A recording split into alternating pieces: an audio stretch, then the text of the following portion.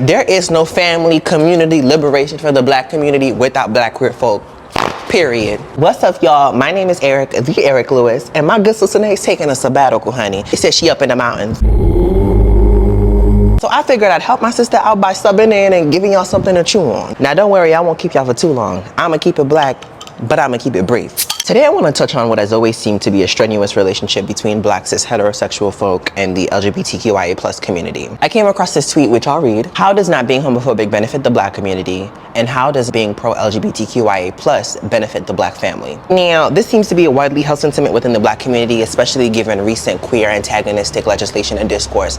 This idea that black queer folk are disposable, or we aren't of any real relevance, or we are a threat in opposition to the black struggle for liberation. When the topic of the black family or the black family unit is brought up, it is very evident that these conversations are shaped by the ideals propagated in the nuclear family model. As often referenced in online discourse, the concept of the nuclear family was put forth by sociologists during the 1940s to foster the advancement of the white middle class, advocating for a familial structure that emphasized cis heterosexual couples and their biological children. This idealization of the nuclear family during the 40s, 50s led to discriminatory policies exemplified by restrictive zoning practices, which hindered black families from acquiring property and monetary assets within specific residential areas. In addition, this nuclear family model reinforced harmful ideologies around traditional gender roles and gender performance, relegating women to being housewives and baby birthing machines and men to emotionless laborers. In truth, the nuclear family model was just a marketing tool utilized by advertisers to tap into the familial consumer base. It was very much a marketing ploy intended to bolster consumer culture, sell products and services, sell people on the American dream. Over time, it became something that made its way into our entertainment, our media, thus sowing these ideals and values into the fabric of American society. Now listen, child, we could get into how this ideology is rooted in white supremacy. How despite the fact that there were and are plenty of black two-parent households,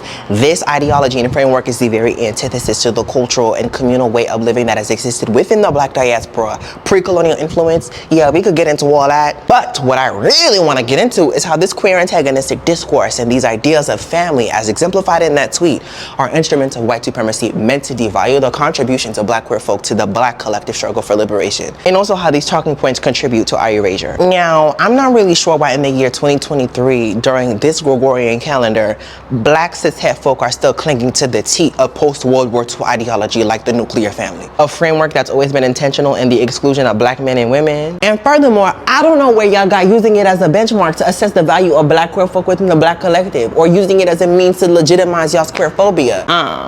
Okay, I feel like we've lost the plot.